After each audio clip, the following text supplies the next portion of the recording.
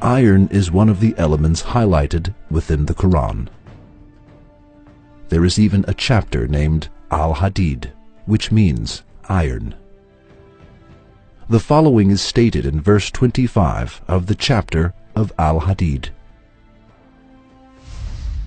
And we also sent down iron, in which there lies great force, and which has many uses for mankind. The word anzalna, used for the formation of iron in the verse, means we sent down. However, what we know is that the iron is dug out from the underground. In our opinion, we dug out should have been preferred instead of we sent down. However, the situation is not what we think. With the expression we sent down in the verse, a very important scientific miracle is pointed out. It is as follows. For the formation of the mineral of iron, a certain temperature is needed. This necessary temperature exists neither in the earth nor in the sun. The sun has a surface temperature of 6,000 degrees Celsius and a core temperature of approximately 15 million degrees. However, this temperature is inadequate for the formation of iron. Iron can only be produced in stars much larger than the sun, where the temperature reaches a few 100 million degrees. When the amount of iron exceeds a certain level in stars, called a nova or a supernova, the star can no longer accommodate it, and it eventually explodes. These explosions make it possible for iron to be dispersed into space. All astronomic discoveries have put forth that the mineral of iron comes from huge stars from outer space. Not only the iron in the Earth, but also the iron in our solar system is acquired from outer space. For, as we have stated before, the temperature of the sun is not enough for the formation of the iron mineral. What is understood from all above is that the mineral of iron is not formed in the earth, but sent down by being carried away from supernovas.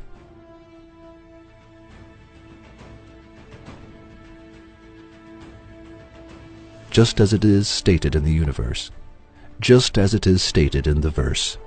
It is not possible for this knowledge to be known in the age when the Qur'an was revealed, that is, 1400 years ago. Since it is not possible, how can it be explained that this information exists within the Qur'an? Is there any explanation other than the fact that the Qur'an is the book of Allah?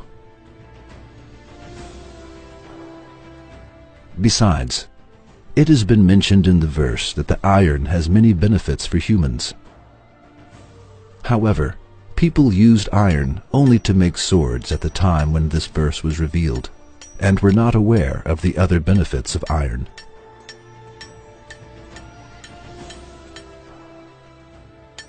Despite this, the Qur'an stated, it has many benefits for mankind. Now, let us see the latest scientific data on iron. Without the iron atom, carbon-based life in the cosmos would not be possible. That is, there would be no supernovae, no heating of the primitive Earth, no atmosphere, and no hydrosphere. There would be no protective magnetic field, no Van Allen radiation belts, no ozone layer, no metal to make hemoglobin in human blood, no metal to tame the reactivity of oxygen, and no oxidative metabolism. It is very significant and wise that attention is attracted to iron, particularly that the following is stated about it. Iron in which there lies great force, and which has many uses for mankind. Along with what we have mentioned above, there is one more secret in this verse. It is as follows. The verse that mentions iron is verse 25 of the chapter of Al-Hadid.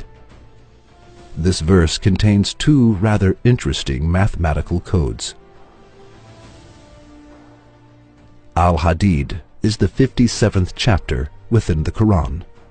When the word is uttered with the definite article al, the, as Al-Hadid in Arabic, the sum of the abjad value, numerological value, of its letters is also 57.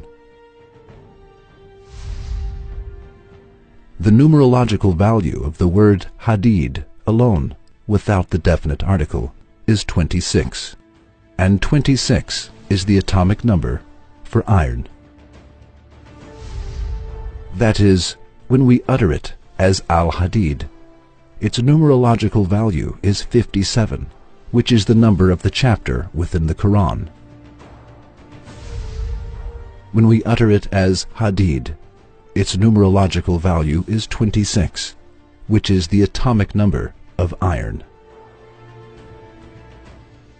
Now, let us think justly.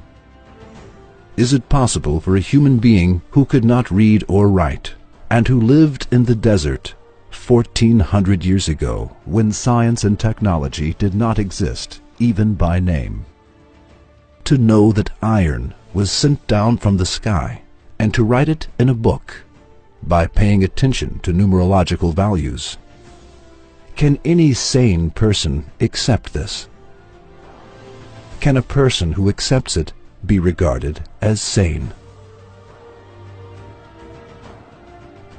In that case, it is nonsense and delusional equal to closing one's eyes to the sun, which illuminates the world, to say that the Qur'an is the word of a human being. A person who closes his eyes is able to turn day into night only for himself. We send endless praise and thanks to our Lord, who does not leave us in darkness, and who turns the night into day with the light of the Qur'an.